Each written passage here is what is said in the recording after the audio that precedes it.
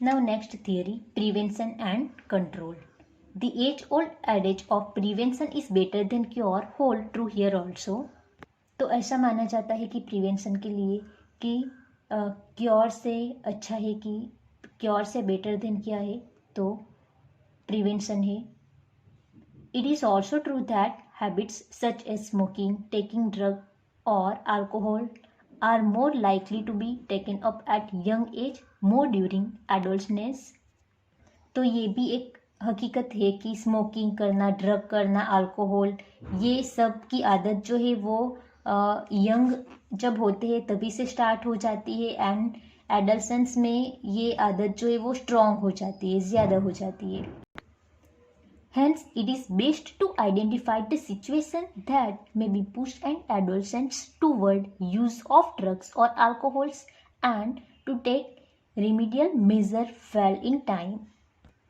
And in this regard, the parents and the teachers have a special responsibility. Means adolescents के stage में drugs and alcohol का जब abuse होता है तब उस कंडीशन को पहचानना श्रेष्ठ होता है. एंड ये कंडीशन कब पहचान सकते हैं, तो एडल्सेंट्स के टाइम पे ही पहचान सकते हैं, क्योंकि उस टाइम पे ही यंग वन जो होते हैं वो ड्रग्स एंड अल्कोहल लेते हैं. तो उसका टाइम टू टाइम उसके बारे में सोचना चाहिए. एंड टीचर्स एंड पेरेंट्स की ये जो है वो स्पेशल रिस्पॉन्सिबिलिटी होती है.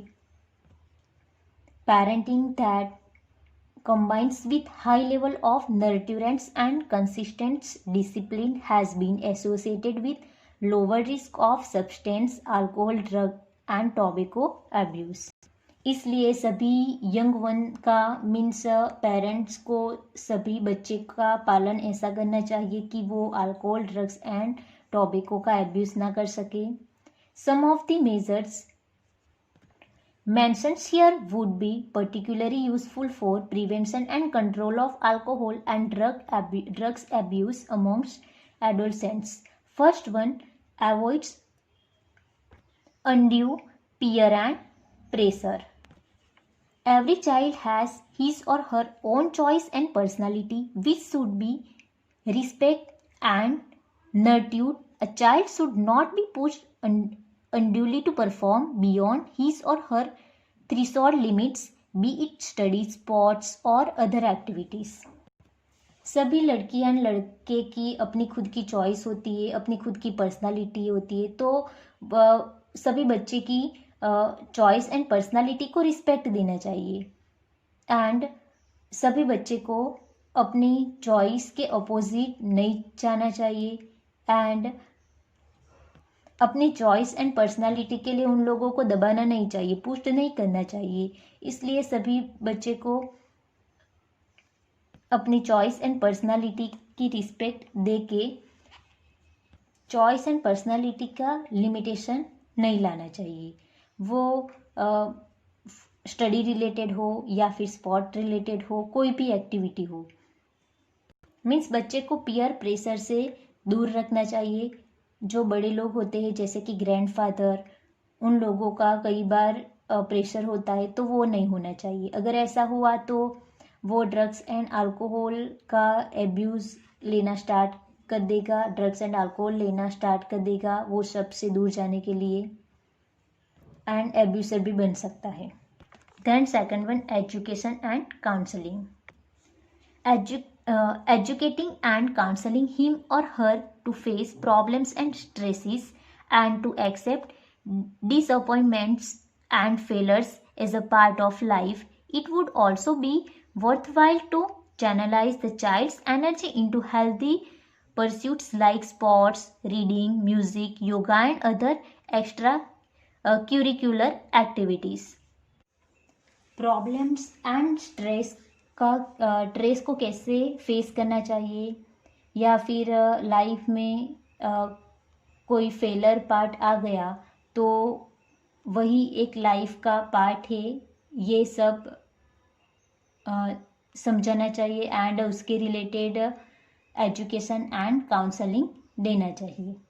एंड ये भी एक इम्पोर्टेंट पार्ट्स है कि बच्चे की एनर्जी जो है वो उसके पसंदगी का कोई भी स्पोर्ट्स हो या फिर रीडिंग हो या फिर म्यूज़िक हो, योगा हो, ये सभी एक्टिविटीज़ के डायरेक्शन में ले जाना चाहिए।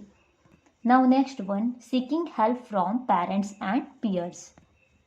Help from parents and peers should be sought immediately so that they can guide appropriately. Help may even be sought from close and trusted friends. Besides getting proper advice to sort out their problems, this would help young to vent their feelings of anxiety and guilt. Parents and peers की help लेनी चाहिए, जैसे कि grandfather हो, grandmother हो, etcetera. तो parents and peers की help लेनी चाहिए एंड हेल्प लेने से वो लोग अच्छे से गाइड कर सके। And close and trusted friends की भी हेल्प लेनी चाहिए।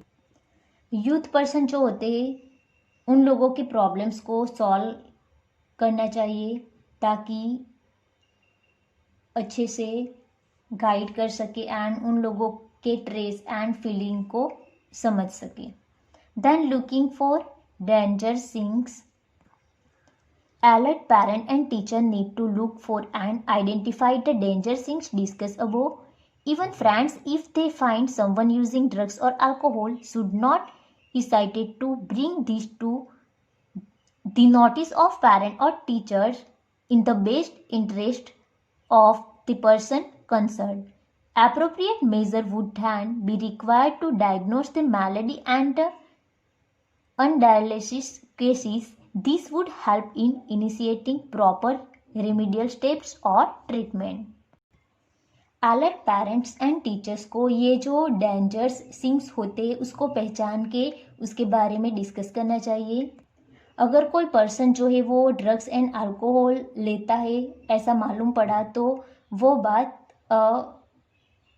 बिना किसी खचकाट के माता पिता और उसके जो शिक्षक होते हैं मीन्स टीचर्स होते हैं उन लोगों को बताना चाहिए। उसके बाद उसके रिलेटेड जो डिजीज़ होती है उसको पहचानना चाहिए एंड वो डिजीज़ कैसे हुई है उसका रीज़न ढूंढना चाहिए एंड उसके बाद उसकी ट्रीटमेंट देनी चाहिए। And last one, seeking professional and medical help. A lot of help is available in the form of highly qualified psychologists, psychiatrists and de-addiction and rehabilitation programs to help individuals who have unfortunately got in the quagmire of drug or alcohol abuse. With such help, the affected individual with sufficient effort and willpower can get rid of the problem completely and lead a perfectly normal and healthy life. तो ऐसे drugs and alcohol जो है उसको control में लाने के लिए, prevention and control के लिए प्रोफेशनल एंड मेडिकल हेल्प लेनी चाहिए। एंड उसके लिए कई बार ऐसा होता है कि कोई पर्सन जो है वो ड्रग्स एंड अल्कोहल लेता है, बार बार लेता है एंड उसमें फंस जाता है एंड उसको इसमें से निकालने के लिए साइकोलॉजिस्ट एंड साइकियाट्रिस्ट जो होते हैं उन लोगों की हेल्प लेनी चाहिए एंड उसके रिलेटेड कुछ प्रोग्राम्स भी रखने चाहिए ताकि वो सब में से निकाल सके। एंड ऐसे करने से जो पर्सन होता है जिसको ऐसे हेल्प मिल जाती है एंड ऐसे इफ़ेक्ट हो जाती है पर्सन को, तो ये हेल्प मिलने से वो खुद ही अल्कोहल एंड ड्रग्स लेना ड्रग्स एंड अल्कोहल जो लेता है उसको छोड़ने की ट्राई करता है। एंड ऐसे करने से एक कंडीशन ऐसी आती है कि वो इसकी हेल्प से ड्रग्स एंड अल्कोहल जो है वो छोड़ देता है एंड खुद की हेल्दी लाइफ जीना स्टार्ट कर देता है। तो यहाँ पे ये human health and disease chapter जो है वो कंप्लीट होता है।